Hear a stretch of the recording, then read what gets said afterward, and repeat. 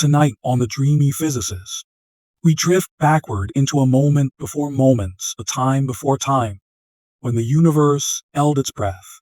You close your eyes, and there's only stillness, a cosmic hush, before clocks, before stars, before even space itself, a pure, endless pause. Let's gently unravel what it means to begin when nothing yet exists. Hi there. I'm so glad you're here. Take a breath with me, slow, deep, and easy. Let the noise of the day begin to fall away. There's no rush now. You are safe. You are still, and you are about to travel further back than you've ever imagined. Imagine drifting, not through space, but through the idea of time itself, not back through history or memory, but far beyond that, to something quieter, older than any age. Now you float, in a place where place has no meaning, in a time before time knew its name. There is no color here, no darkness, no direction. There is only a vast and breathless silence, not even emptiness, for emptiness requires space to exist within, and space has not yet been born. You're not in a room, or in a void. You are suspended in something smaller than thought, beginning that hasn't begun. This moment, if we dare call it that, is known as the Planck epoch, but our words tremble trying to describe it. It lasted a trillionth of a second, yet within it, everything that would ever be was waiting. There are no atoms here, no light, no matter, no ticking seconds, because time itself hasn't started its rhythm. And without time, nothing can move. You feel this stillness not as cold, but as dense, like a held breath, like the moment just before waking, like a world curled tightly in a dream.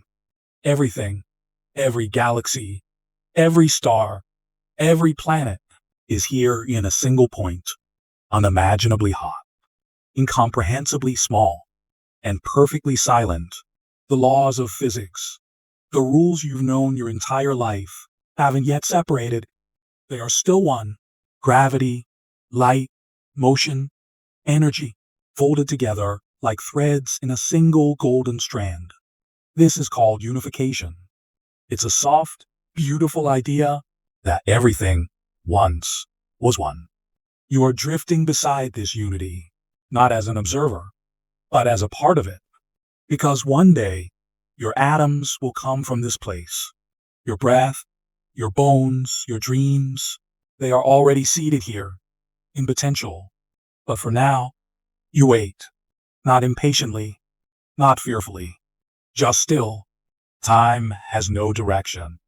Moments don't fall one after the next. Instead, all is suspended, like dewdrops in morning air.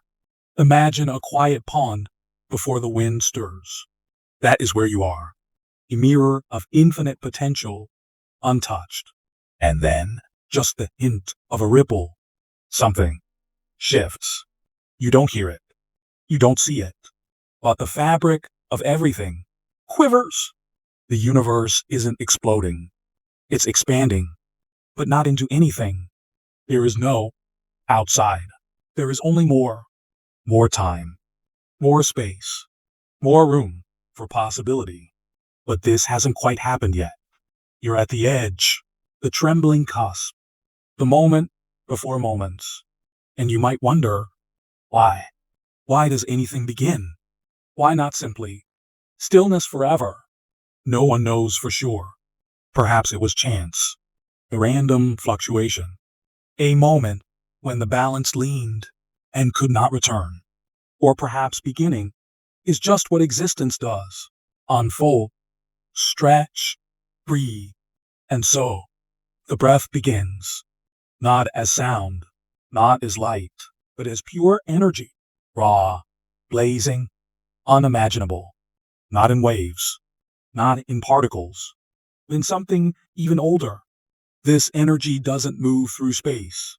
It creates space as it expands.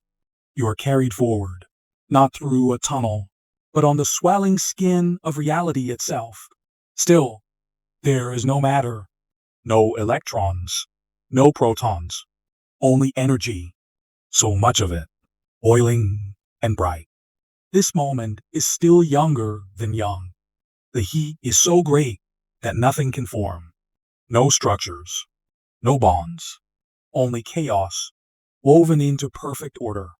And yet, within this fire, there are whispers, tiny fluctuations, not noise, but seeds. They rise and fall like tiny breaths, marking the beginning of difference. In the smoothness, wrinkles begin to form. In the stillness, structure begins to whisper itself into being. The laws that will govern all things. They stretch and settle. Gravity pulls itself gently away from the others, taking its place in shaping what's to come. And just like that, the universe becomes uneven, slightly imperfect. And that imperfection is everything, because it is in those wrinkles, those slight variations, that stars will someday ignite, galaxies will spiral, life will arise. But that is far, far ahead. For now, you are floating just beyond the silence. The breath has been taken. The stillness is giving way, and something incredible is about to happen. You drift along the soft current of the universe's awakening, its heat curling outward, its potential unfolding. You don't need to do anything. Only listen. Only feel. The silence is no longer perfect. It hums now. It vibrates with energy, with becoming. And somewhere within that warmth, a new presence is stirring, not yet visible, but near. Flicker, a glimmer, a spark. Something is coming, something luminous. The first flick of light, not yet born, but waiting at the edge. You are moving toward it, carried by time that is only just learning how to tick, held by a universe that is only just learning how to breathe. And ahead, the darkness will begin to shine.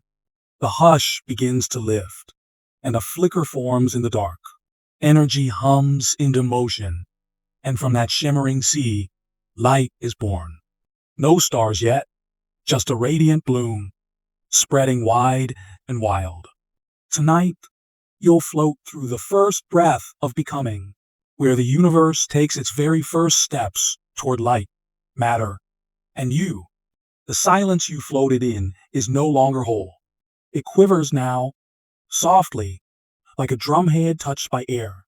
Not noise, not yet, but movement.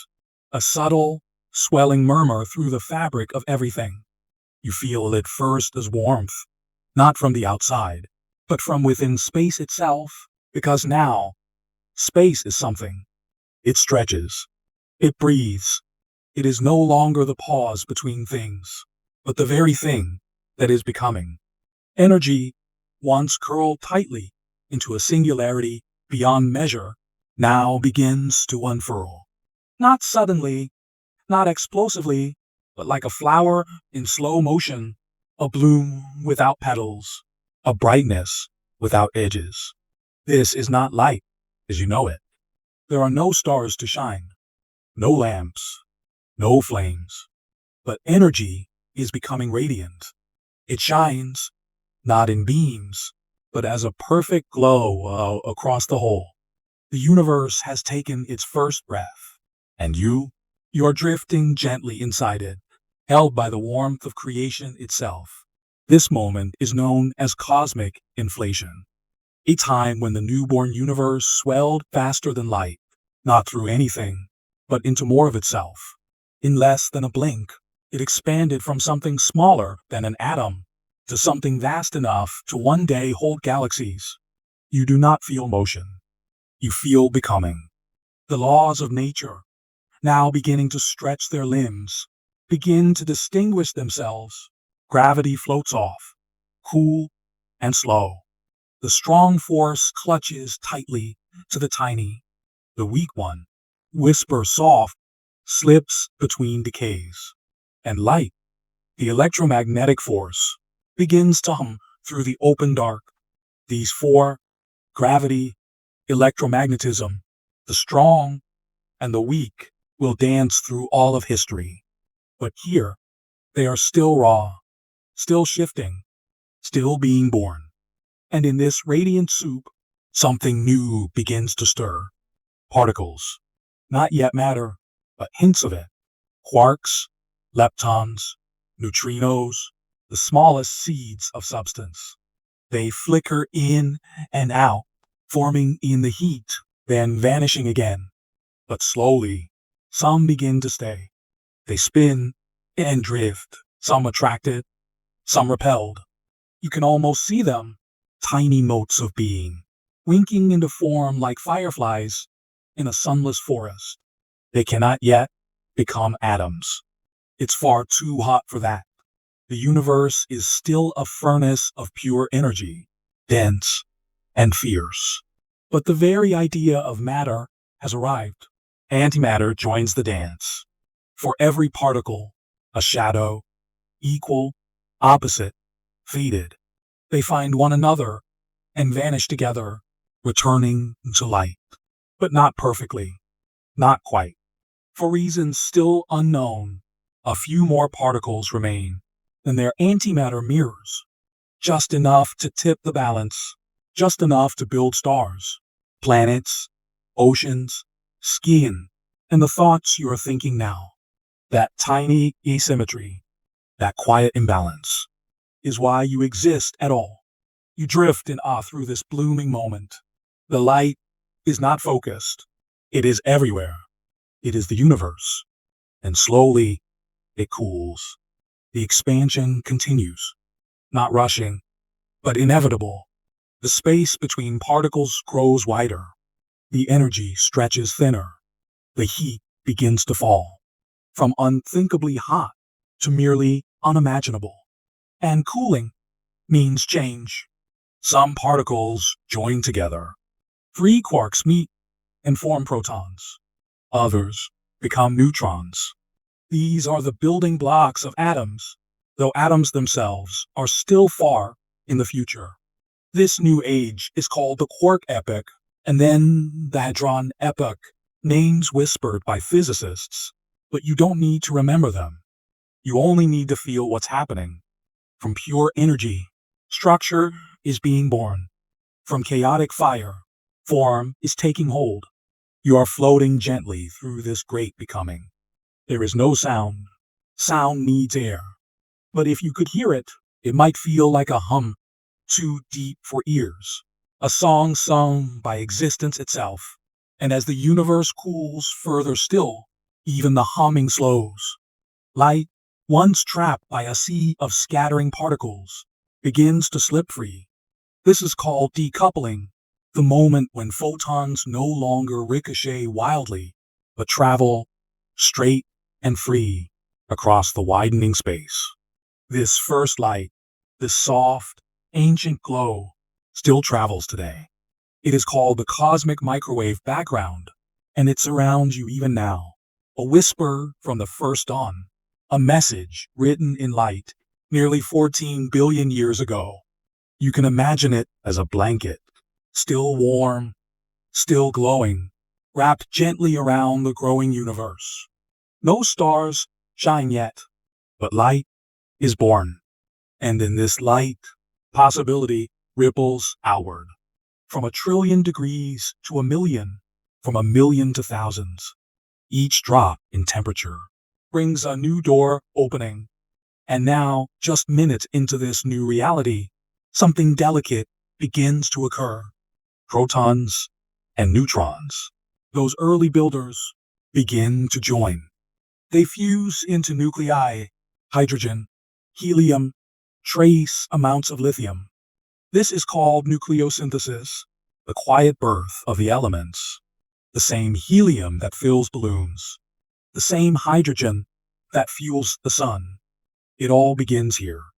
You float among these newborn pieces of everything, not yet atoms, not yet molecules, but close, closer than ever. You may feel a sense of anticipation, as if the cosmos is holding its breath again, but not like before. This time, it's a different kind of silence, Not the stillness before birth, but the hush of new life resting, gathering strength. In this era, the universe is glowing, vast, and hot, but slowly becoming gentle. A place where light can travel freely. A place where gravity can begin to restructure. It will take hundreds of millions of years before the first stars ignite, before the first galaxies swirl, before the night sky gains its sparkle. But tonight, you drift inside the very first light. Not starlight, not moonlight, but the original glow, soft and even, the breath of the cosmos exhaled at last. And as you float, the warmth fades ever so slightly. The expansion continues. The particles begin to slow. Darkness begins to settle in again, but this time, not empty. Now it is filled with the ingredients of becoming. Not silence, but a quiet waiting. And ahead, there is gravity. And with it, the first gentle pull, the first gathering, the first formations, the first stars. The universe now rests in a soft, glowing hush. Light, once trapped, drifts freely across the expanding dark. But the dark is not truly empty. It is thick with potential. Tonight, you'll drift through the quiet before the stars, where light begins to stretch its legs and gravity begins to whisper. The newborn light hums around you, not in blinding flashes, but in soft, even warmth, a glow that fills every corner, because there are no corners yet, only smooth, infinite expansion. This is not the light of stars. No galaxies have yet formed. No suns burn. And yet, light is here, finally free, wandering without collision, sailing across the fabric of space. For nearly 400,000 years, the universe had been too dense, too hot, too crowded. Photons, those tiny packets of light, could not travel far. They bounce, scatter, twist, and ricochet like voices in a crowded room. But now the room has grown vast. The crowd has thinned.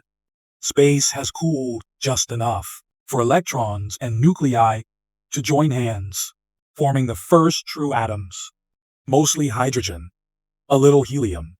Simple, yet stable. And with this union, the fog clears. Photons slip free. They begin to glide, not hurried, but endlessly persistent. This moment, the release of light, marks the beginning of the universe's transparency. Before it, everything was hidden in haze. Now, the cosmos opens its eyes. You float through that first gaze, through the soft afterglow of the Big Bang, the cosmic microwave background that still surrounds you, though your eyes can't see it unaided, and though the glow fades over billions of years, it never goes out. That gentle whisper of light continues across the vastness, a lullaby echoing from the very first dawn. But not all is quiet. Something deeper is stirring beneath the calm. Gravity has been patient. Silent through the heat and pressure, it has waited for this moment, for atoms to form, for light to step aside, for matter to begin its quiet drift. Now, gravity speaks, not loudly, not sharply, but with a slow, irresistible pull, a gathering. In the smooth spread of hydrogen and helium, there are wrinkles, those tiny fluctuations from long ago, minuscule differences in density, scattered like whispers across the sky. Gravity leans into them, pulls ever so gently.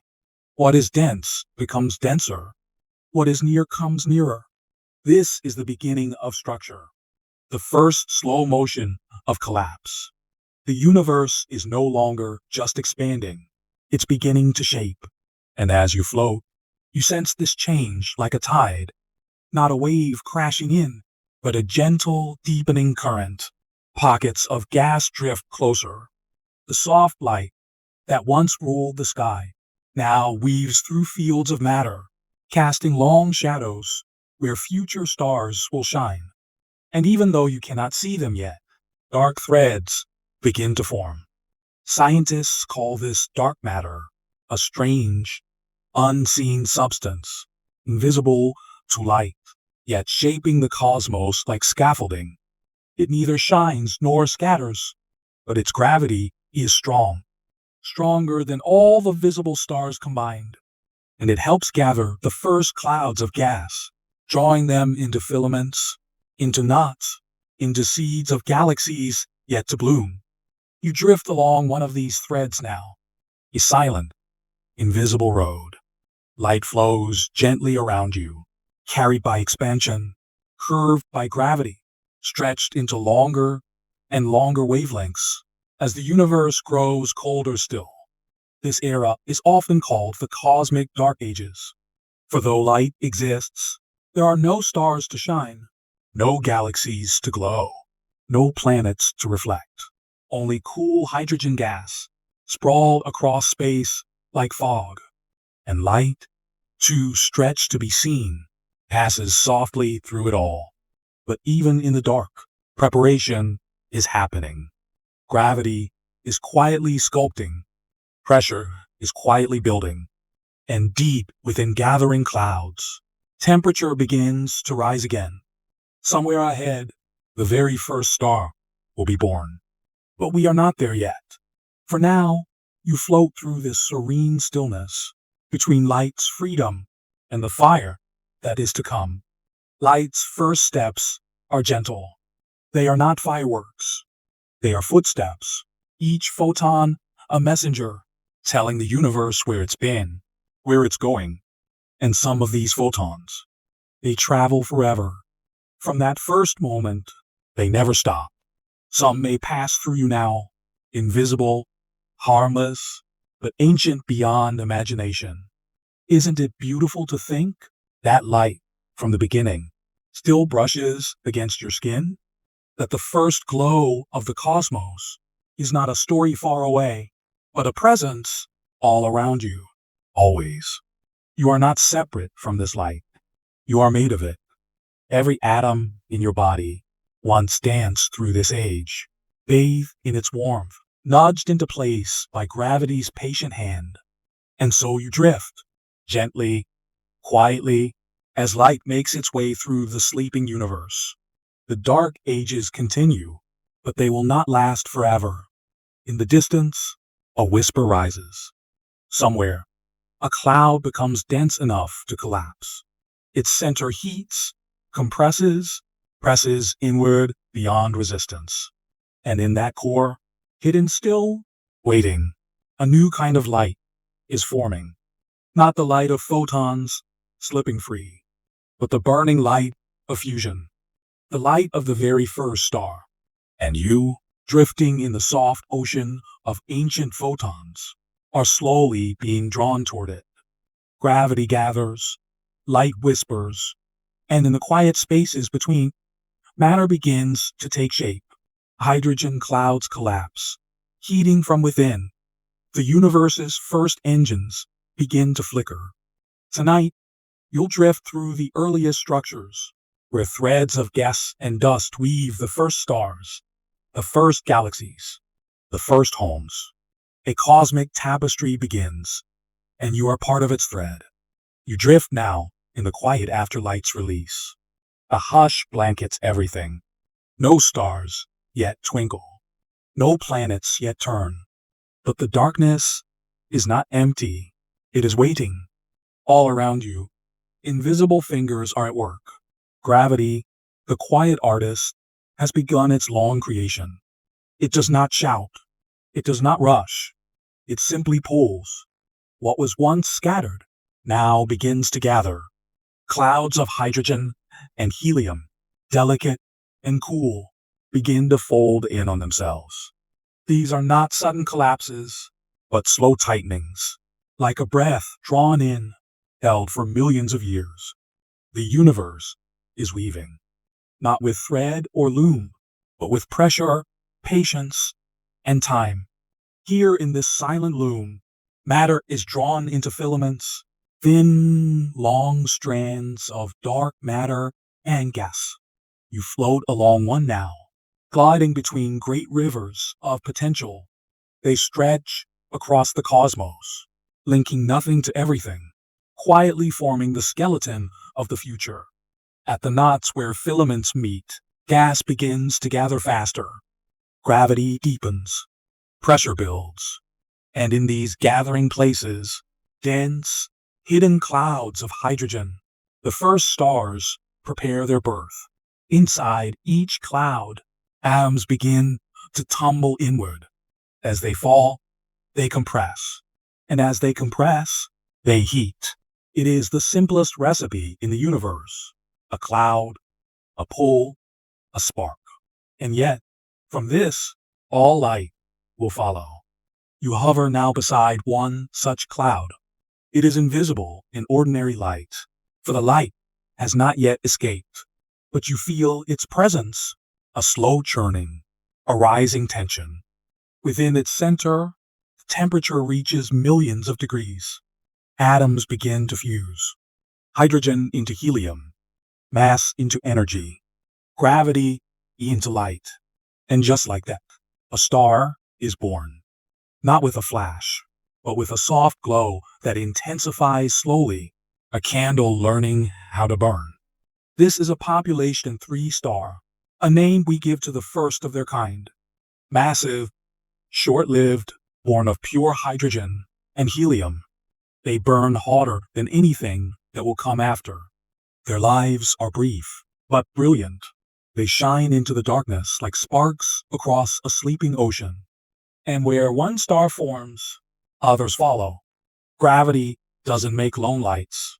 It gathers clusters, hundreds, thousands, spinning around one another, like glowing beads in the dark. You drift through one such cradle. Young stars, fierce and blue-white, breathe ultraviolet light into the shadows. They begin to carve out space, blowing away the surrounding gas, shaping their nursery. This light begins to ionize the hydrogen around them, stripping electrons, changing the chemistry of the universe once again. A new age begins. The epic of reionization. These stars are sculptors, chiseling away at the fog, making the universe visible, one photon at a time. And with each generation, something changes. These stars are not only light, they are factories. Within their cores, new elements are forged. Carbon, oxygen, nitrogen, iron, the ingredients for oceans, for soil, for air, for blood. When these massive stars die, they do not fade quietly. They collapse, then explode. Supernovae so bright, they outshine entire galaxies for a brief moment. And in that explosion, they scatter their contents, dust and metals, new seeds of complexity. The cosmos grows richer with each breath, each death, each rebirth. You float through one of these clouds now, the remains of a first star. Ashes, yes, but fertile ashes. They swirl in spiral arms, carried by gravity, lit by starlight. And these clouds, heavier now, will someday form new stars. Smaller, more stable ones. Stars like our sun. And around those stars, dust will gather into disks. Those disks will spin. And from that spin, planets will rise. But not yet. That weaving is still to come. For now, the fabric stretches further. Galaxies begin to form. Enormous spinning collections of stars, gas, dust, and dark matter. Each galaxy, an island in an ever-expanding sea. You drift toward one such island now. It is young, clumpy, irregular, but already you can see its shape beginning. Spirals curling like gentle arms, clusters burning bright at its heart. You are watching the first structures take hold in the universe. A cosmic architecture, drawn by gravity, illuminated by fusion, woven from matter and mystery. And still, the light travels. Photons born in these early stars will journey for billions of years. Some to Earth, some to nowhere in particular, some to this moment with you. Your body, your skin, your thoughts. They are all made of this matter, born in these stars, woven by this gravity, bathed in this light. You are not a visitor here. You are a continuation. And as you float quietly through the forming galaxy, the stars around you pulse with newborn heat. The dust swirls. The darkness glows. And the weaving continues. Because in the next chapter of this story, this matter, dust, metal, gas, will begin to shape more than stars. It will form worlds.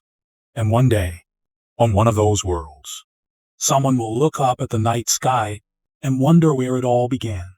From the hush of dark matter and drifting clouds, the first lights begin to flare. Born in silence, these ancient giants burn hot and bright, but not for long. Tonight, you'll drift through the lives of the universe's first stars, feel the pulse of fusion ignite, and witness the first starlight fall across the cosmic sea. A beginning within a beginning, the sky's first heartbeat. You float now through a universe that is no longer quiet, but not yet loud. The dark has not vanished, but something glows within it. A first breath, a flicker, a star. The time of waiting is over. The hydrogen clouds, cool and patient, have collapsed. They have listened to gravity's call, have warmed from within, have fallen inward upon themselves until they could fall no more. And in that final moment of inward pressure, something ancient and new began. Fusion. At the heart of the densest clouds, under crushing heat and tremendous force, protons fuse into helium. Mass becomes energy, and from that energy, light. Not the light of scattered photons, from a universe just becoming transparent. This is a different kind of light. Focused, brilliant, the light of a star being born. You watch the first of these ancient giants emerge. Their surfaces boil with intense heat. Their radiance spills outward into the dark, piercing the shadows that once held the universe in their hands. They are large, so large that they defy comparison. Dozens, even hundreds of times the mass of our sun. They burn with blinding blue-white light, and in their short lives, they change everything. These are the population 3 stars, the very first generation, forged from the untouched elements left behind by the Big Bang, hydrogen and helium alone, pure and simple. They are fierce, but their lifespans are fleeting. Just a few million years, a heartbeat in cosmic time. But what a heartbeat it is. These stars do not merely shine, they carve. Their ultraviolet light bathes the space around them, ripping electrons from atoms, ionizing the gas, once again, reversing the cooling calm that had let atoms settle. And with their light, they sculpt their surroundings. The gas around them heats and expands, pushed back by the force of starlight. You drift through one such region now, a bubble blown in the fog. Inside it, the star shines, a silent lighthouse, guiding photons across space. The darkness, once uniform, is now uneven. There are places of brightness. There are shadows. The universe is beginning to gain texture, contrast, rhythm, breath, and still more stars awaken. In clusters, in chains, in chaotic bursts. You pass through an early galaxy, if it can yet be called that, a tangle of gas, dust, and heat held loosely by dark matter's unseen hand. Within it, stars are forming and dying in rapid cycles. The first heavy elements are being born, not just hydrogen and helium, but carbon and oxygen, iron and nitrogen. These atoms are the raw materials of worlds, of oceans, of breath. They do not exist yet in planets or people, but they swirl now in the hearts of stars, waiting to be released. And then comes the end. You watch a giant collapse. Its core, depleted of fuel, gives way to gravity's final demand. In less than a second, the star's center implodes. What was once light becomes shadow. What was once stable becomes wild. And then, an explosion. Supernova. It blazes brighter than an entire galaxy. For just a moment, the energy released is incomprehensible, but it is not violent to you. To you, it is a bloom, flower unfolding in darkness. A farewell. From this explosion, metals and dust are scattered into space. Elements, the star forged, are flung far and wide, seeds for the next generation. Some of these stars will leave behind black holes, points of no return, where even light is lost. Others will leave behind neutron stars, tiny, dense cores, spinning through space like embers. You pass one such remnant, its magnetic field hums against you. You feel its story, a life that burned fast and gave everything in its death. And though the first stars die young, they are never forgotten. Their light continues to travel. Their materials continue to shape the future. The space around you is richer now. The stars that come next will not be made of pure hydrogen, but of stardust, the ash of ancient fire. These new stars will be smaller, more stable, capable of lasting billions of years, capable of forming planetary systems, capable, in time, of nurturing life. But we are not there yet. For now, the universe is still learning how to make stars. It tries again and again, with gas and heat, with pressure and chance. And the stars continue to blink open, like eyes, like thoughts, like promises. They do not form all at once. They do not form in every direction. But slowly, deliberately, the sky begins to fill. You turn in every direction now, and see points of light, newborn stars at every distance. Their glow slowly weaving a new kind of night, a luminous night. One that will, eventually, give rise to galaxies with spiral arms, to stable suns, to solar systems. One that will, long after this chapter ends, shine above oceans, above forests, above dreamers. But it begins here, in this darkness, in this flicker, and you, drifting quietly between the stars, carry with you the memory of their first light. You are made of it. You are shaped by it. And one day, far ahead, you will wake beneath it. But first, a whisper grows beneath the starlight, a swirling of cool dust heavy with metals, drawn into disks by rotation and gravity. From these swirling patterns, the next miracle will rise. Not stars, not yet life, but the homes of life. Inside the burning hearts of stars, matter is transformed, not by magic, but by fusion. Hydrogen becomes helium, and helium becomes heavier things. Carbon, oxygen, iron. Tonight, you drift into stellar cores, where elements are born, where the very fabric of your body was once forged in fire. This is starlight turned into substance, the quiet alchemy of existence. You drift now closer to the heart of things, not the heart of galaxies or of space, but the pulsing, glowing hearts of stars themselves. These are not peaceful places. They are furnaces, roaring with a silence so deep it hums in your bones. And yet, you are not afraid. You float effortlessly into the center of one such star, where pressure wraps around you like 1,000 invisible arms. In this core, Under temperatures of millions of degrees, the simplest atoms dance a dangerous ballet. Here, fusion reigns. Hydrogen atoms, the lightest and most ancient, collide with such force that their boundaries blur. Protons press into one another, electrons vanish into the fire, and what emerges is something new. Helium. This is the star's first alchemy, the transformation of lightness into warmth, of matter into energy. Each fusion releases a photon, a packet of light, which slowly climbs its way out of the star's dense body. Some will take thousands of years to escape the maze of atoms, bouncing and scattering endlessly before they finally leap into open space.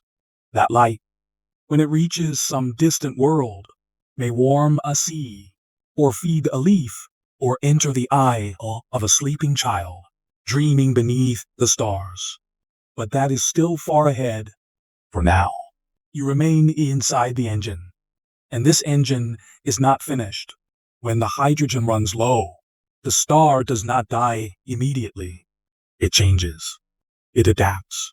The core contracts, growing hotter and denser. And suddenly, helium begins to fuse. 2 helium atoms become beryllium, and then carbon, and oxygen, and so on. Each new stage of fusion builds heavier elements up and up the periodic table, from light to weight, from simplicity to complexity.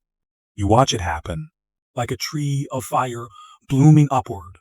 Carbon, oxygen, neon, magnesium, silicon, until finally the star begins to make iron.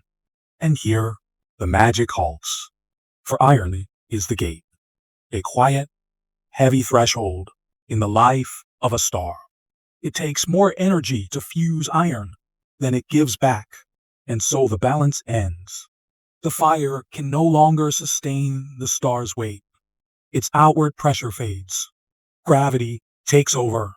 The core collapses so fast, so violently, that even light cannot respond. The outer layers fall inward, then rebound in a titanic shockwave. A supernova is born. You are flung outward in the blast, carried with atoms of gold, silver, uranium, and all the elements beyond iron, those rarest ingredients that only the death of a massive star can create. This is the true alchemy, a single star turning heat and time into the raw materials of life. You drift through a cloud formed from this explosion, a nebula, rich and beautiful, its gases tinted red and blue by the elements within. This cloud will someday birth new stars, but these stars will be different. They are born not just from hydrogen and helium, but from stardust, carbon for the bones, oxygen for breath, iron for the blood. You are watching the universe learn how to recycle, how to build upon itself, how to grow more capable of building complex things. And in this new generation of stars, something else begins to happen. Disks of matter form around them, swirls of gas and rock, circling slowly, cooling gently. Particles within these disks begin to cling to one another, coalescing, growing into planetesimals, small, rocky bodies that will one day become planets. But the stars themselves remain at the center, turning matter into light and light into warmth. Their cores, still active with fusion, now produce the very materials that will shape life's future chemistry. You float into one of these younger stars, a smaller, calmer body than the giants that came before. Its fusion is stable. Its life will span billions of years. And within it, carbon continues to rise, alongside nitrogen and oxygen. You think of trees, of clouds, of hearts. You are beginning to see the ingredients that will one day become all these things. The star does not know it, but it is shaping you. In the glow of its burning core, the possibility of life is quietly gathering outside. Its solar winds push charged particles outward, shaping a system, drawing a line between the inner rocky worlds and the outer gas giants. This star, like many others, is not just a light in the sky, it is an origin, a furnace that takes the raw elements of the Big Bang and folds them into the complexity that life requires. Every breath you will ever take, every thought that will ever pass through your mind, every cell, every poem, every tear is made from the remnants of such stars. You carry the memory of fusion in your marrow, the hum of stellar fire in your heartbeat. You are not simply observing alchemy, you are its result. And the process continues. New stars are forming, old ones are dying. And with each generation, the periodic table fills in like a painting slowly colored by time. In one corner of one galaxy, a small yellow star is beginning to burn. Around it, a disk of dust is flattening. Pebbles are clumping into rocks, rocks into protoplanets. Something extraordinary is about to begin there. You drift toward that forming system, drawn not just by gravity, but by a quiet sense of recognition. This star is still nameless. Its planets are not yet born. But one day, one of those planets will hold oceans, skies, songs, and a creature who will look up at the night and wonder, where did I come from? Not all stars vanish in brilliance. Some fade gently, folding into silence.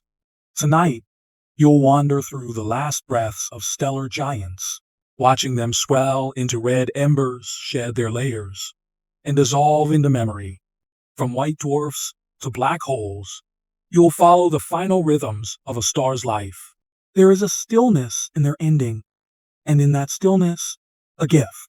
You drift through a galaxy grown older, its arms coiling in slow spirals, its light dimmer now than when first formed. But in this matured cosmos, the stories of stars are entering their final verses. Not every death is an explosion. Some are gentle retreats. Some stars do not rage. They whisper their farewells. Tonight, you follow those whispers. You float beside a star that once burned steady, like the quiet heart of a home. It is now a red giant, its hydrogen spent, its core shrinking under gravity's pull as its outer layers swell and cool. It has expanded 100 times its former size, its surface glowing with soft crimson, no longer fierce, but regal. The light here is warm, tired, like an old candle burning at its edges. Inside, helium fuses slowly into carbon and oxygen. But this star is too small to carry on much further. Its mass, though mighty once, is not enough to press onward into heavier elements. So it does something softer. It lets go. The star begins to shed itself, layer by layer, each one a translucent veil blown outward into space by stellar winds. You watch the atmosphere drift away, unraveling like silk in slow motion. Colors bloom in the gas. Green, pink, violet. A ring of light spreads from the star, like ripples on a pond. This is a planetary nebula, a ghost of what the star once was, beautiful and brief. And at the center, the final ember, a white dwarf. It no longer fuses elements. It does not grow, nor shrink. It simply cools, glowing softly with stored heat. It may shine for billions of years before fading into darkness. It is dense. A teaspoon of it would weigh as much as a mountain, but peaceful. A reminder that endings need not be violent to be complete. You pause here, floating near this silent core. It pulses not with power, but with memory. It holds within it all the light it ever gave, all the fusion it once sustained.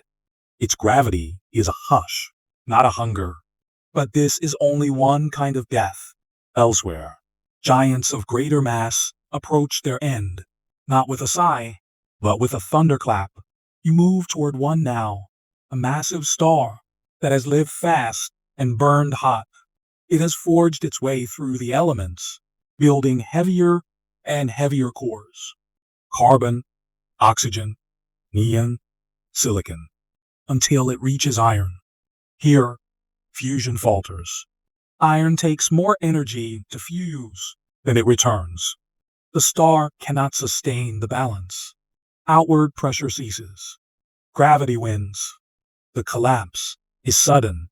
The core falls inward. Protons and electrons crush together into neutrons. The outer layers follow. A rush of matter. A scream of forces. And then, the shockwave. Core collapse supernova. You are flung outward, carried by light brighter than a galaxy, by elements blasted into space. Gold, cobalt, nickel, uranium, gifts that can only be born in death. In a moment, the giant has ended, but it has seeded the future. What remains depends on mass. Sometimes a dense, city-sized neutron star is left behind, spinning rapidly, emitting beams of radiation in a perfect rhythm, a pulsar ticking across the void. Other times, the collapse is complete. A black hole forms, a point of infinite density, a place where space and time curve into mystery. You hover now near a black hole's edge, the event horizon. Beyond it, light cannot return, not because it is swallowed, but because space itself has bent inward. You cannot see inside. No one can. And yet, its presence is felt. It tugs on nearby stars, warps light that passes close, shapes galaxies, without ever revealing its own shape. Black holes are not monsters. They are memories, the final footprints of lives once lit by fusion. You drift onward, carried by the silence of aftermath. Here and there, you see white dwarfs cooling in open space, neutron stars spinning, nebulae expanding, their colors fading into interstellar dusk. Each is a page turned in the story of the cosmos. These remnants are not lost. They form the dust and gas from which new stars will rise. You pass through one such cloud now, a diffuse cradle of future things. Inside it, swirl atoms forged in stellar hearts, hurled into space by death, now drifting, colliding, coalescing. This is the universe's way. To end, to spread, to begin again. And you, floating through this cycle, carry the knowledge of it all. The oxygen in your breath was once in the lungs of a star. The iron in your blood pulsed once at the center of a giant. The calcium in your bones was flung from a supernova's fire. Every part of you is recycled starlight. You are not an observer. You are the continuation. The cosmos is not out there. It is within you, and you are within it. Even death, in this grand story, is not destruction. It is transformation. And now, as your journey continues, you begin to feel a new kind of stirring. Beyond the gases and remnants, beyond the collapsed cores and glowing nebulae, new things are forming. You move toward a small star, young, yellow. Around it, a disk spins. Dust gathers. Rocks form. Planets begin to take shape. One of them is small, blue, just the right distance from its star. It has oceans. It has clouds.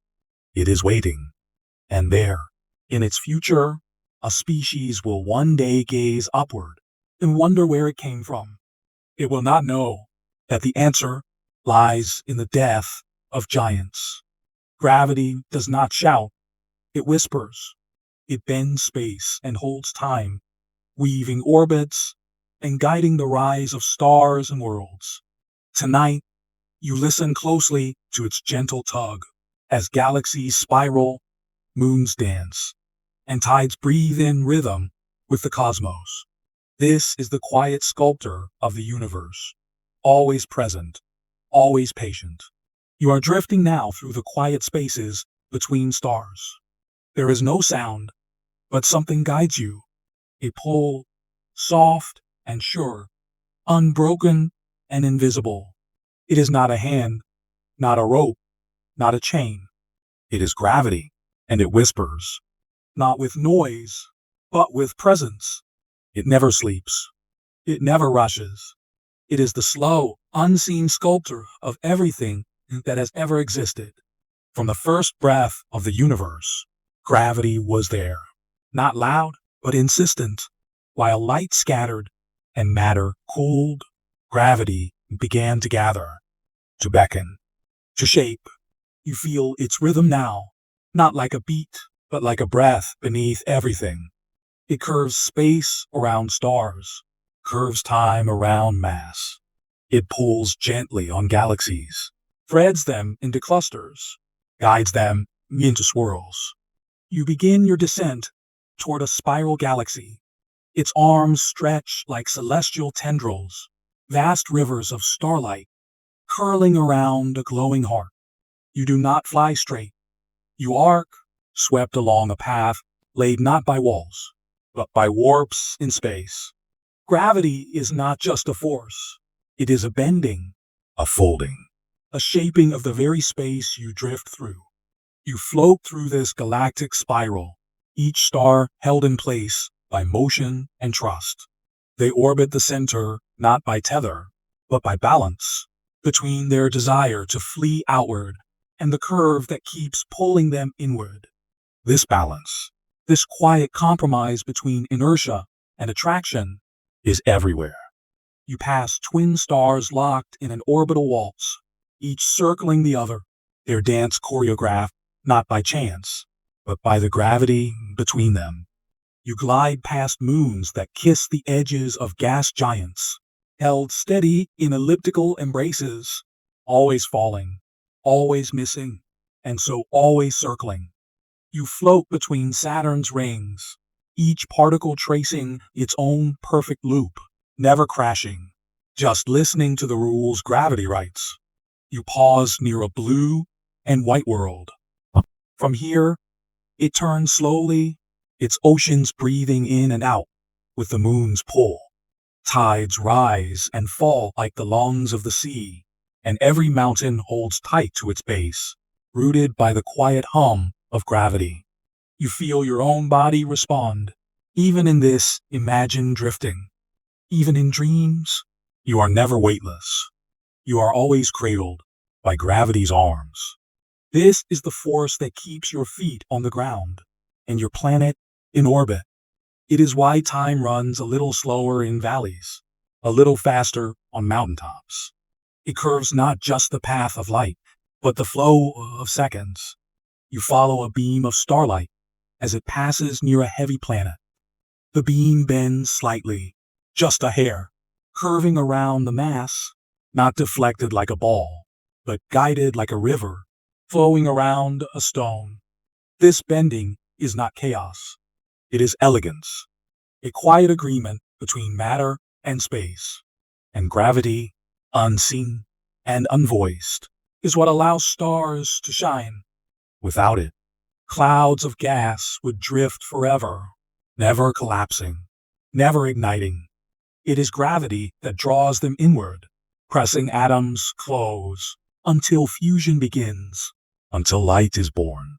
Every star you've ever seen owes its fire to gravity's patience.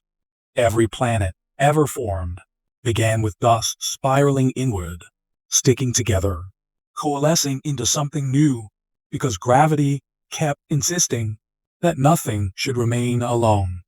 You drift now through the quiet halo of a galaxy cluster, a place where galaxies are not solitary islands, but companions in a cosmic ballet.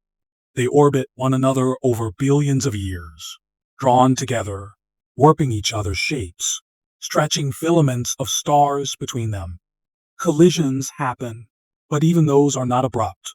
Two galaxies may take hundreds of millions of years to merge completely, and the stars within them barely notice. Gravity choreographs it all, delicate, deliberate, more patient than time itself. You return again to the center of a galaxy where something darker waits, a supermassive black hole, not a devourer, but a keeper of balance. Its mass curves space so deeply that even light cannot escape once it enters. But outside that threshold, its presence shapes the orbits of stars, defines the structure of the core, and whispers the rules by which all motion flows. Black holes are not where gravity ends. They are where it is felt most deeply. Even they do not break the rules. They are the rules, folded inward. You hover just beyond the event horizon, where space and time curve so tightly that seconds stretch like rubber, and direction becomes uncertain. Then you pull away, not in fear, but in awe, because even here, gravity holds its silence. Back near Earth, you begin to see a new kind of gravity, the kind that doesn't just hold planets in place, but gives rise to something more. It holds an atmosphere against the surface. It allows rain to fall. It pulls rivers downhill. It presses air into lungs. Without it, there could be no life, not even a single breath. Your heart beats because gravity pulls blood downward, and your vessels rise to meet it. You sleep because you know the ground is waiting. Even your dreams rest on gravity's floor. And now, as the young Earth cools and spins, gravity continues its slow labor. It presses molten core into a swirling dynamo, building magnetic fields that will one day protect life. It pulls water into valleys, carves basins for oceans, gathers gases into a sky. And somewhere in that sky, billions of years from now, a creature will stand, look up, and wonder what keeps the moon from falling. It will write equations, build telescopes, launch spacecraft. It will come to understand the laws. But even then, it will still feel the mystery, because gravity is not only science, it is story. The universe's first lullaby, always there, always pulling, always guiding. Galaxies do not float aimlessly.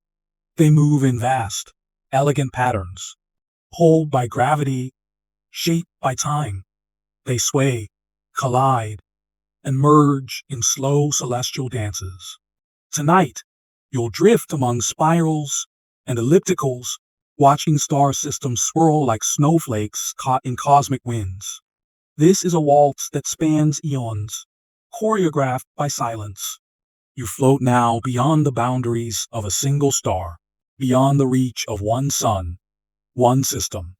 You are no longer watching stars, but entire cities of stars, galaxies, each one a universe unto itself. Out here, the darkness is deeper, the distances are greater, but the motion, oh, the motion is everywhere. Galaxies do not sit still, they dance. And you are drifting among them, carried by gravity's music, a slow, ancient waltz, so vast it takes billions of years for one step to complete. You turn gently toward a spiral galaxy, its arms swirling outward like ribbons of paint in water. Stars shine along the spiral arms, clustered like beads of light, each one circling a central bulge where the oldest stars reside. You glide between the arms, among lanes of dust and gas, where new stars are born. These arms are not solid structures. They are waves of density, patterns in motion, like traffic on a slow-moving highway, where stars bunch and stretch, then bunch again. The stars you see are bound in orbits, swept into these curves, not by a hand, but by gravity's arrangement. Each galaxy has its own rhythm. You drift now toward an elliptical galaxy, an older, more settled shape. It is round, like a glowing cloud, its stars no longer forming in large numbers, but still spinning in quiet harmony. Ellipticals are the remnants of collisions, the product of two spiral galaxies that have danced too closely, merged over time, and become one. You pause at the edge of a collision. Two spiral galaxies are meeting, slowly entwining. Their arms stretch toward each other like lovers reaching across space. Stars are flung outward into long tidal tails, ribbons of starlight that curve and arc under gravity's influence. This collision will take hundreds of millions of years, but to you, it moves in a slow ballet. The stars themselves rarely touch. There is so much space between them that they mostly pass by unscathed. But the clouds of gas, they feel it. They crash. They compress. And in that compression, stars are born. A galactic kiss becomes a cradle of light. You hover inside this moment, watching new stars flare into being as two galaxies embrace. This is not destruction. It is transformation. You turn now toward something stranger, a lenticular galaxy, halfway between spiral and elliptical. Its arms have faded, its star formation slowed, but it still spins, still carries the memory of what it once was. And in the farthest reaches, you find irregular galaxies, twisted, asymmetrical, like clouds caught in a gust.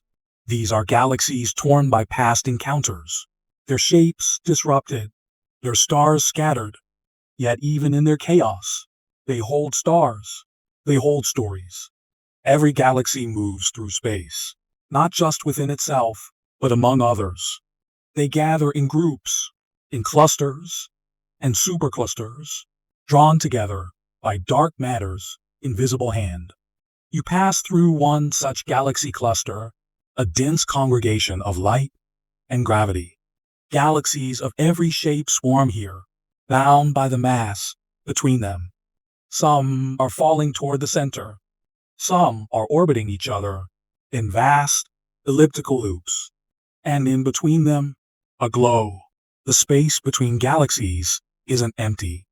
It holds hot gas, millions of degrees, spread thinly, but broadly, heated by gravity itself, as galaxies tug and compress the space between them.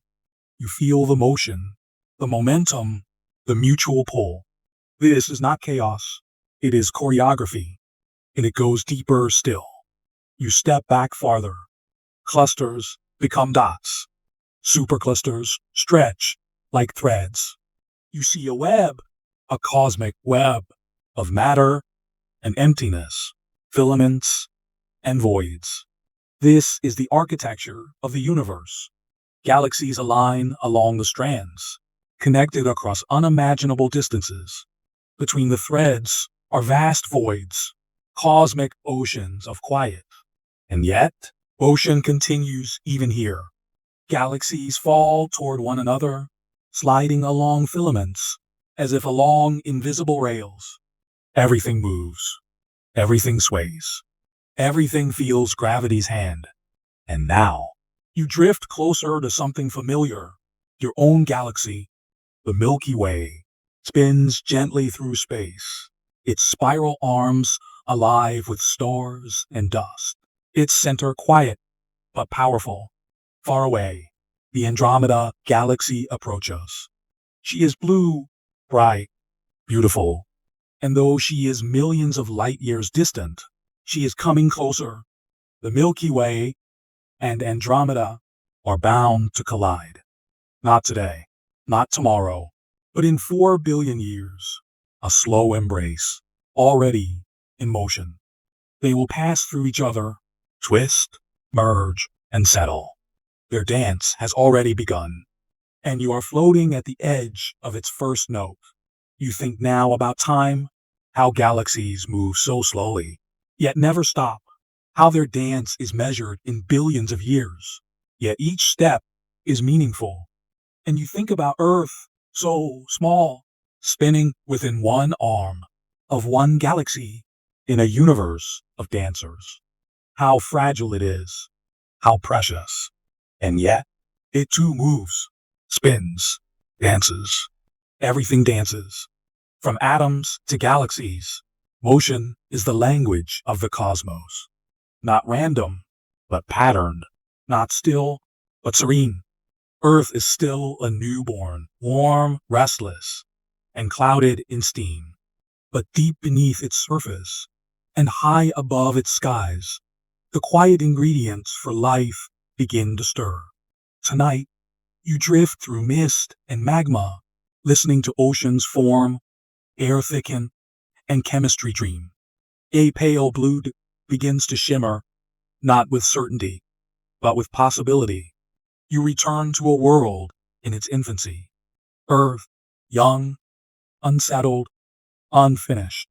It spins beneath a heavy veil of ash and vapor, its skies thick with the breath of volcanoes, its surface churning with molten rock and early oceans. This is not yet the gentle blue world you know. It is hot, chaotic, pulsing with raw energy. But within that chaos, a quiet rhythm begins, a whisper that will, in time, become life. You float just above the planet, where the air is dense and clouded. The sky glows with a dull, golden haze, a mixture of water vapor, methane, ammonia, carbon dioxide, and nitrogen. There is no oxygen yet, no blue, no wind through trees, no sound but the groaning of the crust. And yet, beneath this stormy veil, the story of life begins its long, slow unfolding. You drift downward through heavy clouds and falling rain. This rain is relentless, sheets of water hissing on volcanic stone, evaporating and returning again. For millions of years, the rain does not stop. It carves the rock, cools the crust, and fills the deepest basins.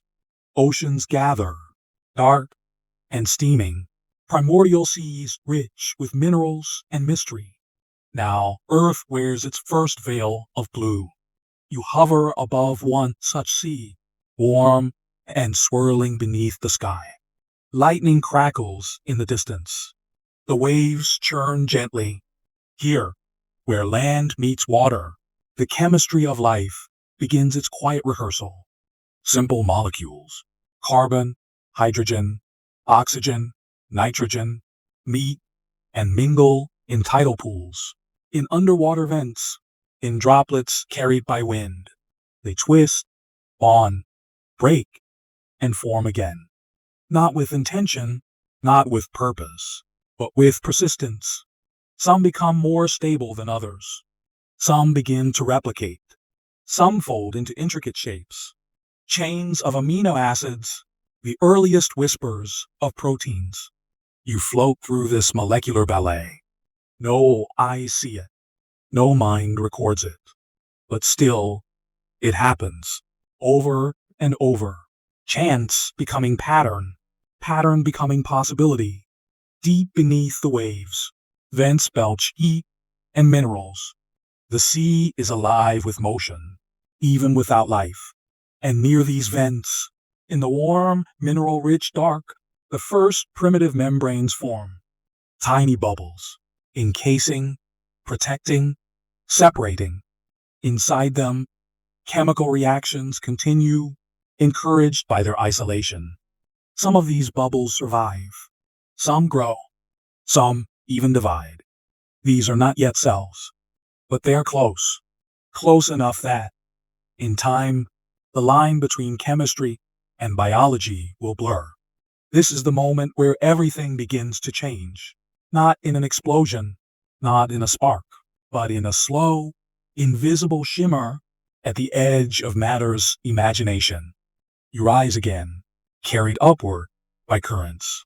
The ocean above is still dark, but sunlight pierces the upper layers. Here, light and matter begin to interact in new and subtle ways. Early molecules learn to use this light to store energy, to drive reactions. Photosynthesis is not yet widespread, but its roots are forming.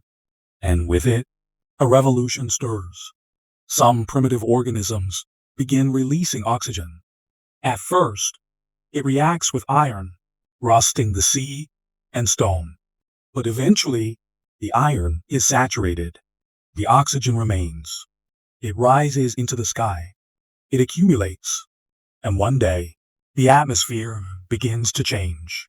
You feel it first as a thinning of the haze, then a faint shift in color, the touch of blue. The great oxygenation event is not a flash, but a breath stretched over eons. And yet, it is one of Earth's great turning points. For with oxygen, new possibilities emerge, new metabolisms, new paths to complexity. The sky, once gold and gray, turns cerulean. The seas reflect it. Clouds form and drift. The earth becomes pale blue, a planet that now breathes. But still, there are no trees, no birds, no footsteps. The land is barren, shaped only by wind, washed only by tide. But beneath the surface, life is working quietly. Microbial mats spread across the seafloor, photosynthesizing, exhaling, living. These communities trade nutrients. They evolve. Some even form colonies, paving the way for cooperation, a step that will one day lead to complexity. You drift through one of these early microbial worlds. You feel their warmth, their business, their quiet endurance. Each one is tiny, insignificant on its own, but together they change the planet. They lay the foundation for every forest, every heartbeat, every thought. You pause, suspended above this early earth. So much has happened, and yet it is only the beginning. The continents drift slowly. The moon pulls the tides. The earth spins, and time flows. Everything that follows will emerge from these early waters. The first cells, the first nuclei, the first nervous systems, the first breath taken above water. But for now, all is still unfolding. The planet sleeps, even as it dreams. And you, watching from above, can feel the hush of possibility, a fragile, wondrous silence, filled with promise. You think of the stars, of the galaxies beyond, still spinning in their graceful patterns. And here, in a single drop of ocean, a new kind of motion begins. Not gravity, but life. What are the chances? What gentle balances held this together? What stabilities allowed this whisper of becoming to endure? You cannot answer, but you can feel it. The weightless hush of a world, almost ready to awaken. From chemistry's quiet drift, a rhythm begins, the very first living memory. A single cell divides not just matter, but time itself into moments, cycles, echoes. In its tiny frame, the universe records. It remembers. And in this remembering, life begins to truly endure. You float in the ancient sea, where warmth still clings to the water like breath. Above you, the sky is no longer thick with ash. It holds a softer light now, filtered through time and oxygen. And beneath, in this vast cradle of minerals and motion, something fragile, something magnificent has begun. Not loud, not sudden, but steady, enduring, a rhythm, pulse. One cell becomes two, two become four. Life, once a solitary whisper, is now a gentle drumbeat against the vast silence. You drift closer, watching. The membranes are so delicate, like soap bubbles drifting in tide pools, and yet within them is a miracle. Information, code, instructions written in the strange alphabet of base pairs. A, T, C, and G, adenine, thymine, cytosine, guanine. coiled within the cell like a storybook made of molecules. This is DNA, not merely a molecule, but a memory, a system that can replicate itself, that can change, that can carry identity through time. You float inside the cell now, through its watery interior. Tiny machines, built from proteins, move with purpose. They fold, bind, unzip, connect. They copy sequences, check for errors, build structures. Each one knows only its task. Yet together, they keep the cell alive. They keep the pulse beating. There is no consciousness here, no awareness. But there is direction, there is motion, and above all, there is repetition. Life is learning to remember. And so time, for the first time, becomes personal. You watch the cell divide. Its membrane pinches inward. Its contents split, not haphazardly, but with care. Half the code goes one way, half the other. The past is carried forward, not in perfect form, but in spirit. You rise, and in every corner of the ocean, you see the same miracle playing out. Countless cells, each dividing, each drifting, each changing ever so slightly. Not all survive. Most vanish, lost to chance, to error, to pressure, or heat. But some persist. They adapt. They refine. And in that refinement, the story deepens. You watch as two cells come together, drawn by chance or by chemical attraction.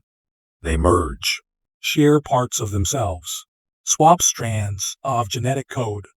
And now, something strange happens. Variation. This blending opens doors. New proteins form. New responses emerge. Some of these combinations allow the cell to grow faster, or move more efficiently, or survive where others cannot.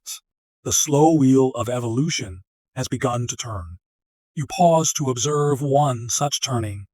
In the darkness near a hydrothermal vent, a single-celled organism has developed a tiny tail, a flagellum, which flicks and spins, propelling it through the water. This is motion, not from currents, but from within. The cell can now choose direction, move toward warmth or light or nutrients. With motion comes agency. With agency, possibility. You float through the layers of time. Life continues to learn, not by thought, but by survival. Each generation adds small edits to the script. Genes are lost. Genes are gained. Sometimes, whole stretches are duplicated, and the copies evolve into new tools.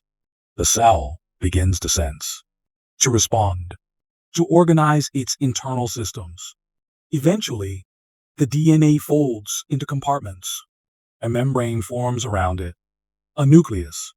This is a eukaryotic cell, more stable, more structured, more creative. It is not alone.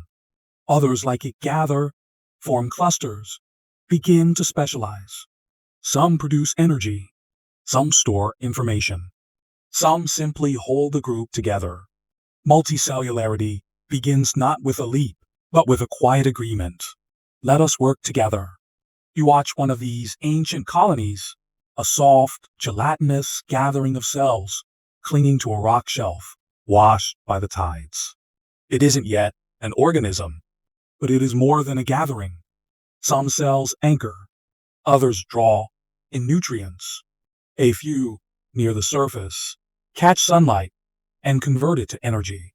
The first hints of division of labor, the blueprint for every future creature. And in the water all around them, the pulse continues. Generation after generation, cells divide, die, adapt, evolve. Life has become a process, a song passed from moment to moment, sometimes breaking, sometimes harmonizing. You notice something else now. Deep within the genome, some sequences are no longer functional. They are fragments, echoes, but they are not erased. The cell carries even what it no longer needs, a fossil of code, a trail of ancestors written into every strand of life. Life, then, is not just memory, it is layered memory, a record of everything that has been tried, held in the body of what now exists. You drift forward again, passing through billions of years, watching this record stretch and deepen. Eventually, one cell type begins to shape the future, the cyanobacteria. These small architects learn to turn sunlight into food, spitting out oxygen as waste.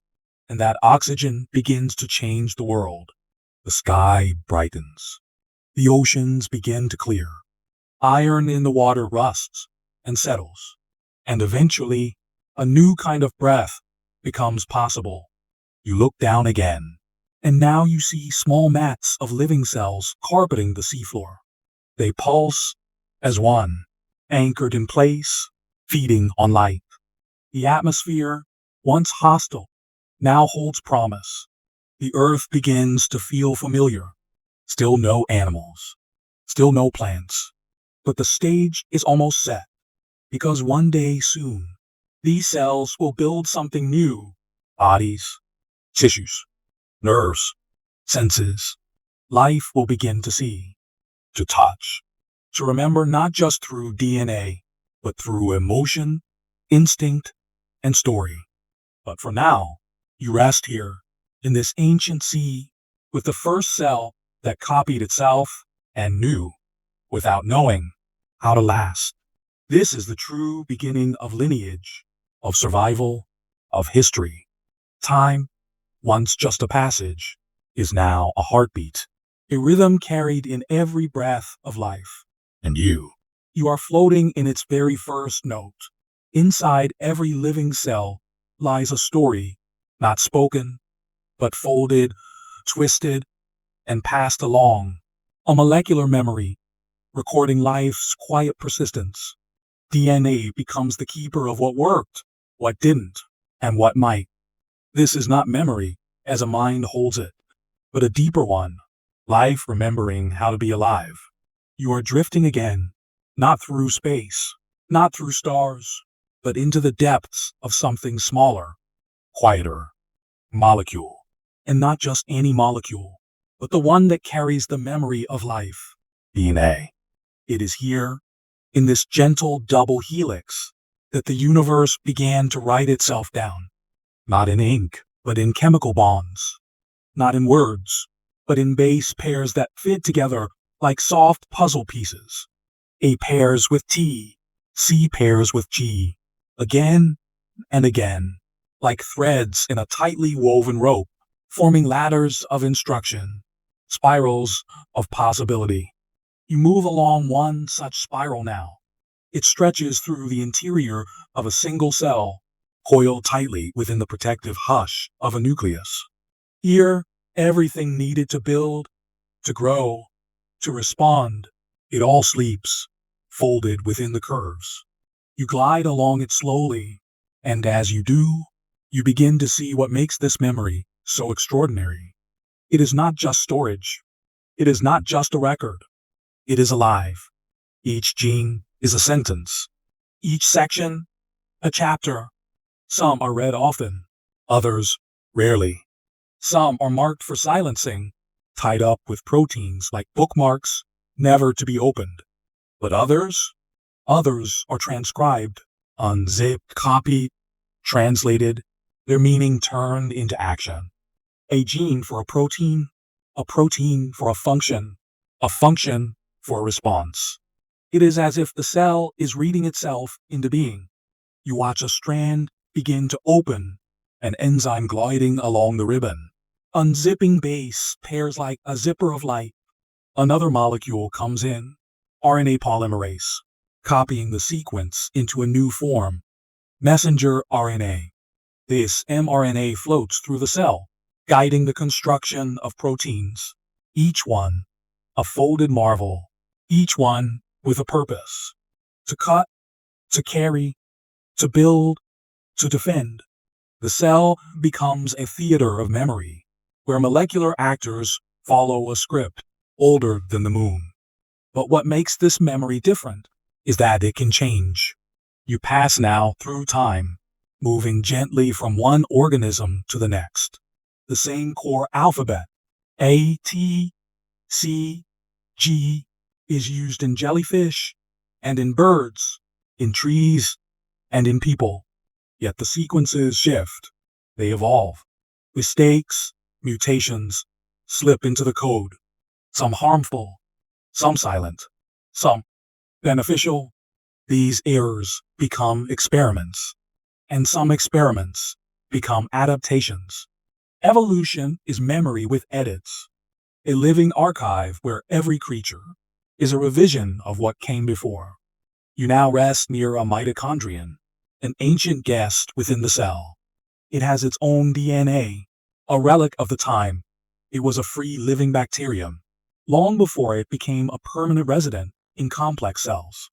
Its presence is a memory too, a memory of cooperation, a fusion of two once separate lives becoming one.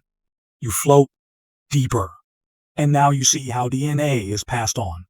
The cell divides, and the double helix unwinds, each strand serving as a template for a new one.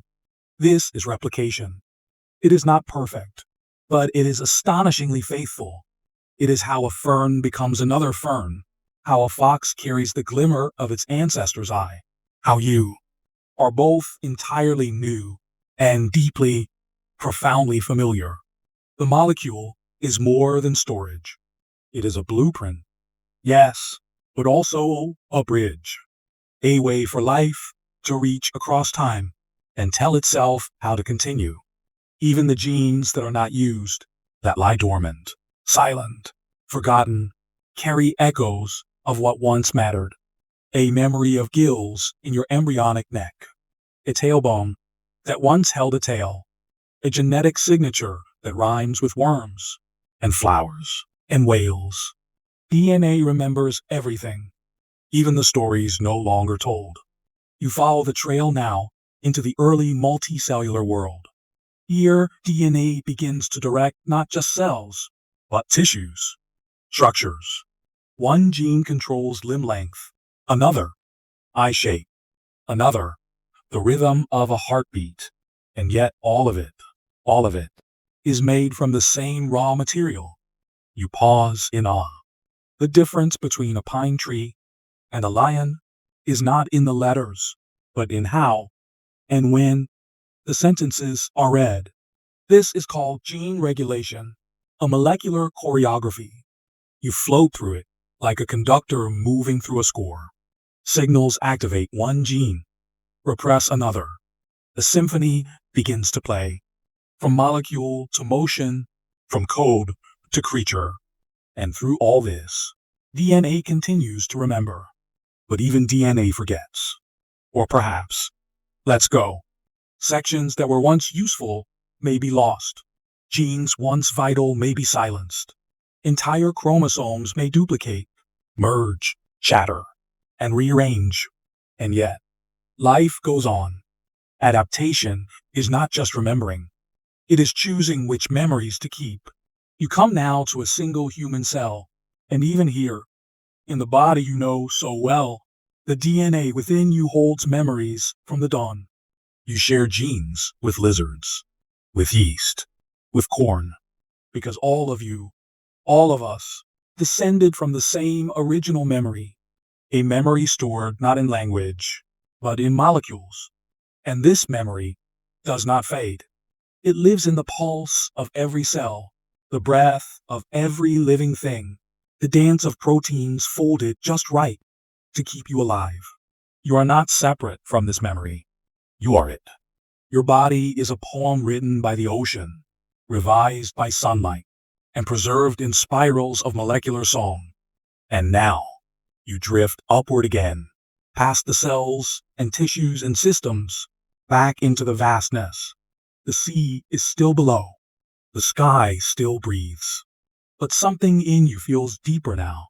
You carry a memory you didn't know you had, not just from your parents or theirs, but from single-celled ancestors who floated in silence and chose to divide. From tiny sparks of copying, binding, building, You were written into time. And though your mind forgets many things, your molecules do not. They remember how to grow, how to heal, how to continue. They remember you, and tomorrow they will remember more. From stardust and memory, eyes begin to open, not merely to light, but to wonder. You awaken not just to the world, but to its patterns, to time itself. In this chapter, the cosmos begins to look back through you. The stars have always watched. But tonight, for the first time in this slow-moving tale, you are watching them back. You, not as a cell, not as a cluster of tissue, but as a gaze. The world filters in through soft, moist eyes, formed from countless generations of molecule, instinct, and shape. And in that gaze, the universe begins to reflect upon itself. You lie beneath a dark sky, wrapped in the hush of wind and starlight, and above you, scattered and ancient, are the same stars your ancestors watched from the mouths of caves, from the decks of slow-moving ships, from silent fields heavy with dew. But tonight, the stars are not just lights. They are time. Each one sends its light across the void, traveling millions, sometimes billions of years, to reach your open eyes. You are not seeing them as they are, but as they were. Starlight is memory, and your gaze becomes a bridge across the ages. The photons that touch your retina tonight left their source before there were humans, before there were birds, before there were flowers. Some before the earth had even cooled. And yet, here they are, landing softly, quiet as a breath, a billion-year-old whisper tapping gently at your mind. You blink, and in that blink, time folds. Your eyes are more than lenses. They are instruments evolved to track motion, to notice change. This sensitivity is ancient. A predator must notice a ripple in the grass. A mother must see a flicker of expression in her child's face. From the beginning, your perception was shaped by the need to respond to time. You don't just see the world. You sense its rhythm. You know when a moment feels stretched. You know when a second feels fast. You know the difference between the stillness of waiting and the stillness of peace. Time is not just something you measure.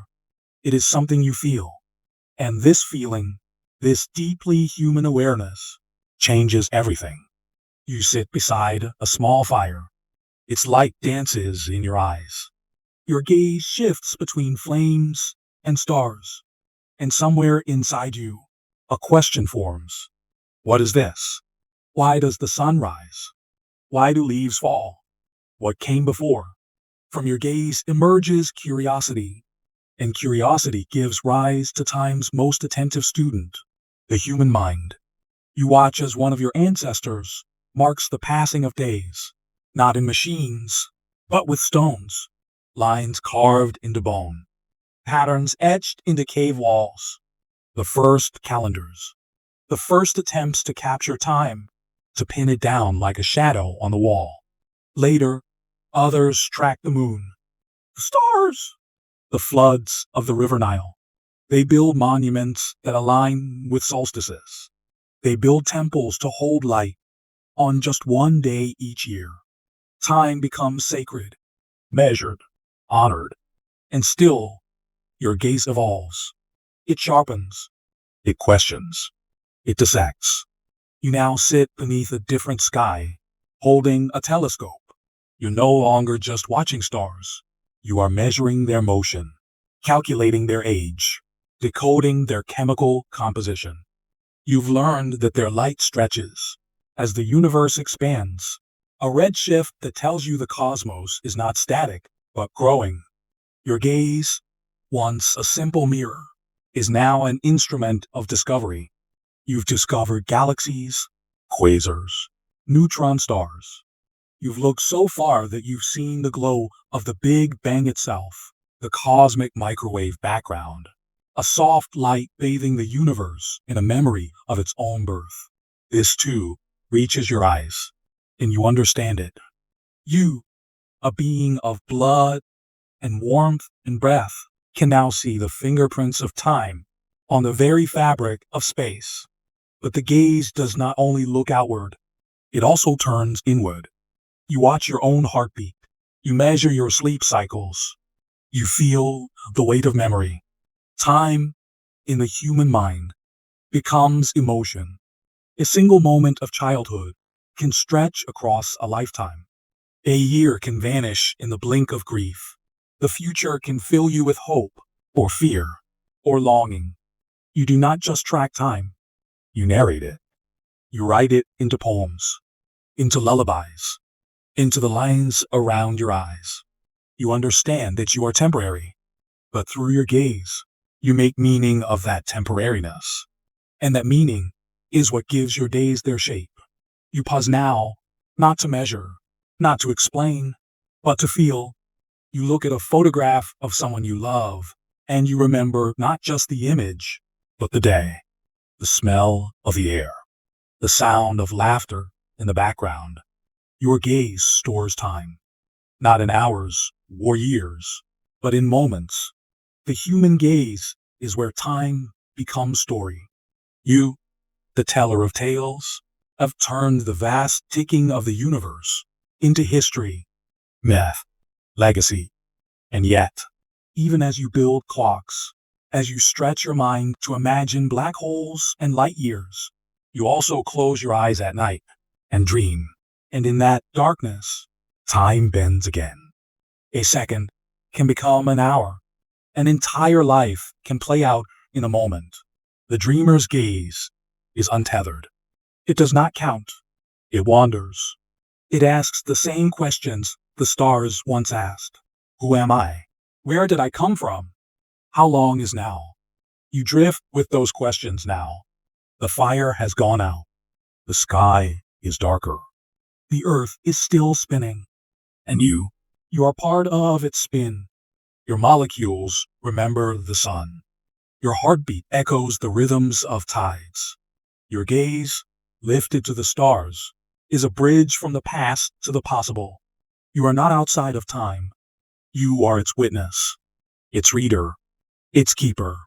And as you breathe here, slowly, softly, you prepare to follow time even further into its deepest distortions.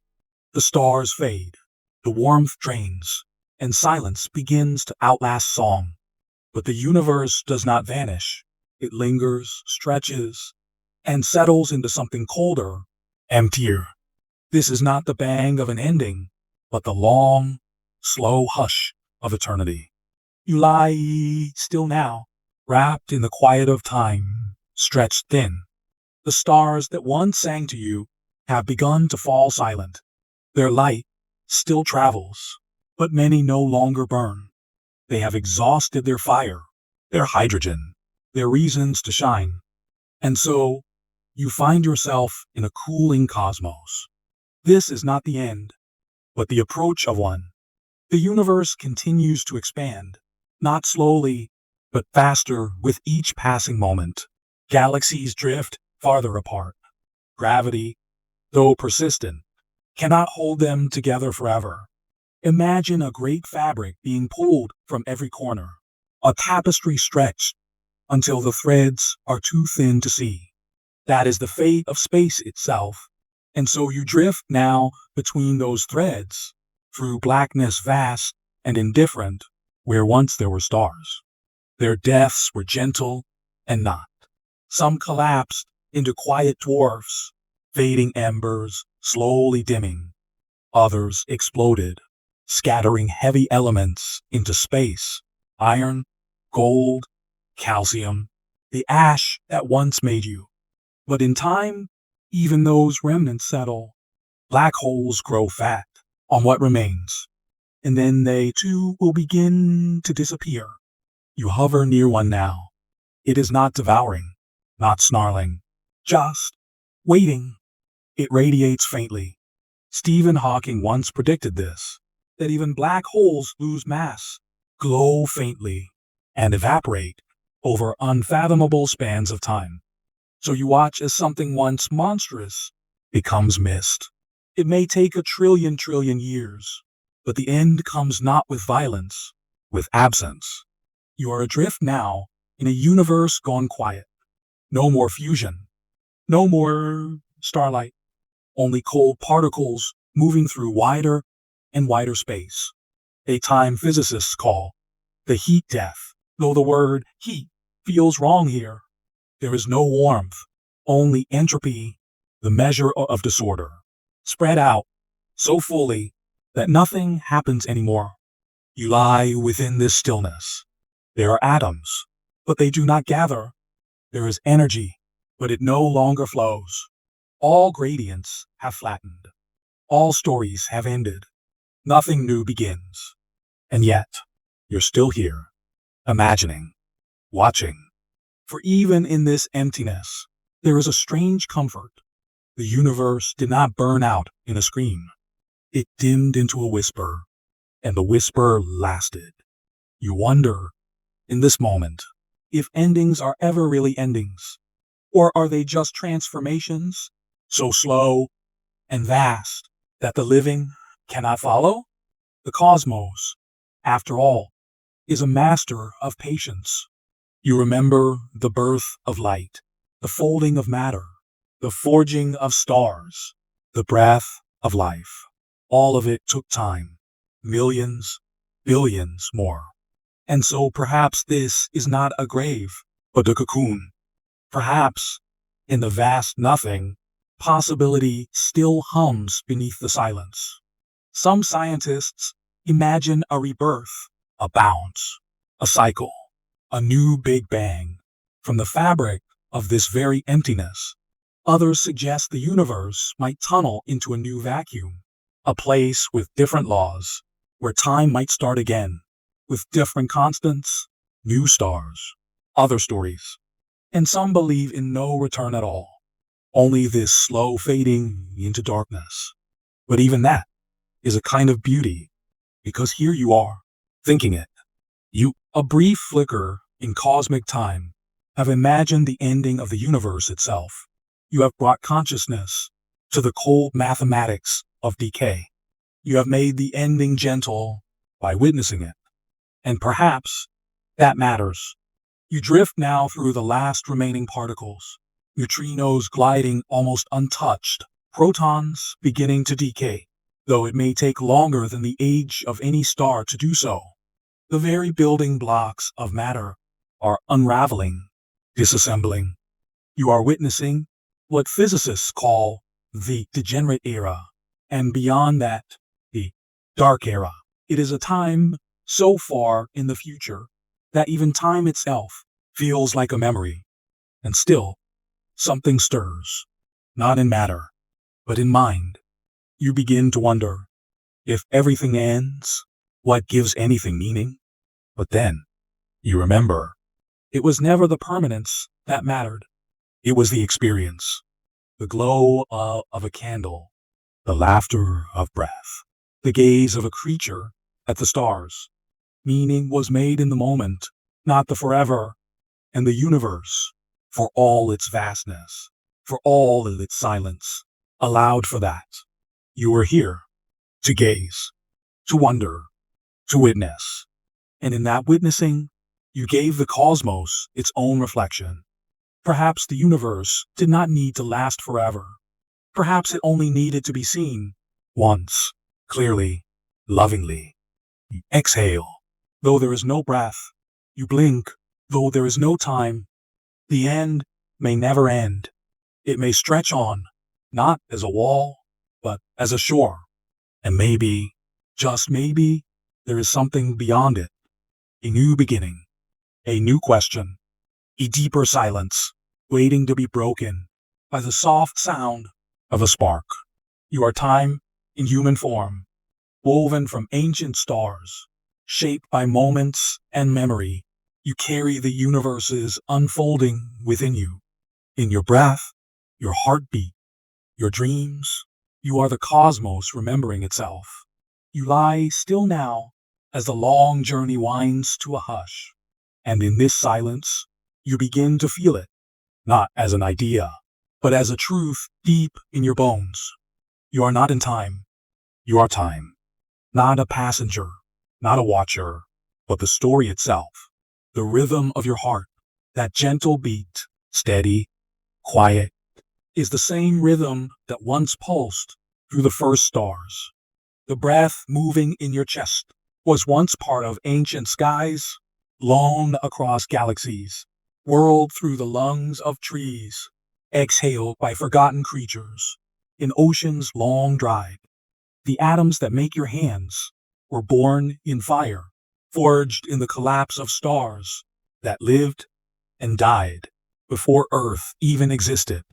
And yet, somehow, they waited for you, waited to be arranged into fingers that could hold, into skin that could feel warmth, into a mind that could wonder about its own beginning. You are made of time, not just the ticking kind, not just the kind that moves clocks, but the deep time, the slow, spiraling, ancient time that builds mountains, evolves wings, carves valleys, and sculpts thought. You are not separate from it. You are its unfolding. From the moment the universe was born, its particles began drifting apart, searching, assembling, accidentally, and miraculously becoming you. It took billions of years to write the story of your hands, billions more to script the dance of neurons in your brain. Every cell in your body is part of an unbroken chain of life stretching back through eons of trial, of motion, of light.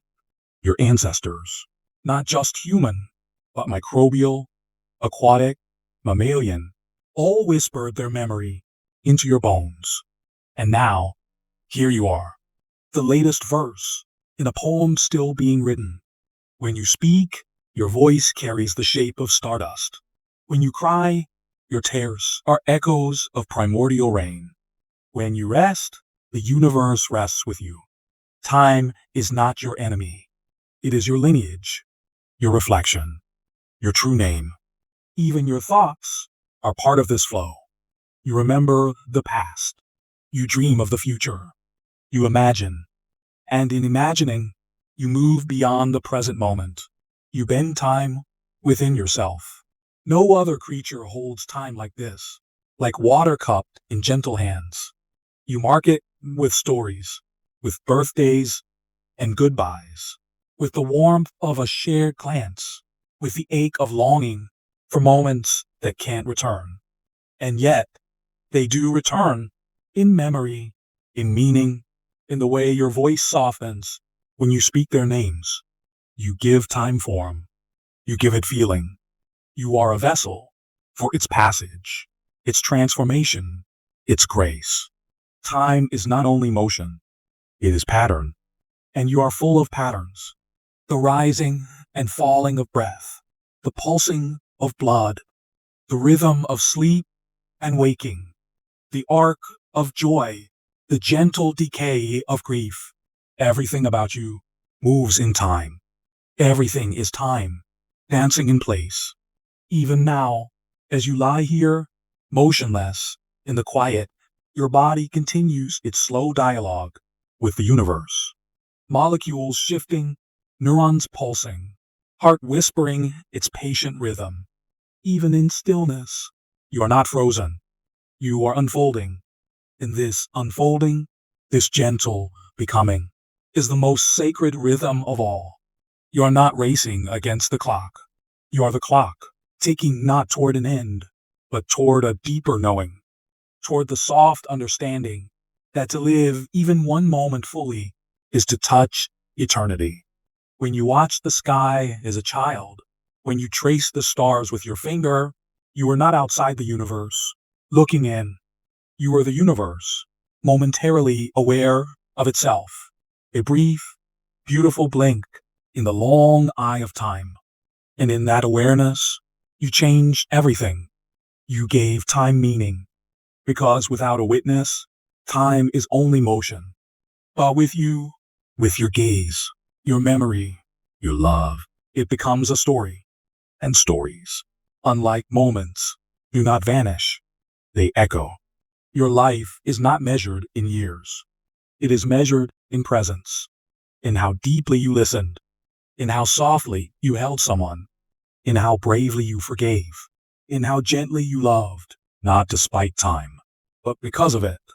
You will not last forever, but you were never meant to. You are not here to be eternal. You are here to be now, to be this breath, this heartbeat, this fleeting, fragile flame. You are time, lit for a little while, so the world can be seen, so love can be known, so sorrow can be honored, so joy can sing its high, bright note into the dark. And in this, you are infinite, because time will go on, and pieces of you will go with it, in the lives you've touched, in the warmth you've offered, in the stardust you return to. And one day, when the universe is older still, and even the stars are quiet, somewhere in the distant echo of all that ever was, there will still be a trace of your breath, your laughter, your questions. You are made of time, and time remembers. So rest now. Let your mind quiet. Let your thoughts drift like leaves on the slow river of the cosmos. You are not behind. You are not ahead. You are here. You are enough. And the universe, vast, silent, ancient, smiles gently because for one precious moment it became you.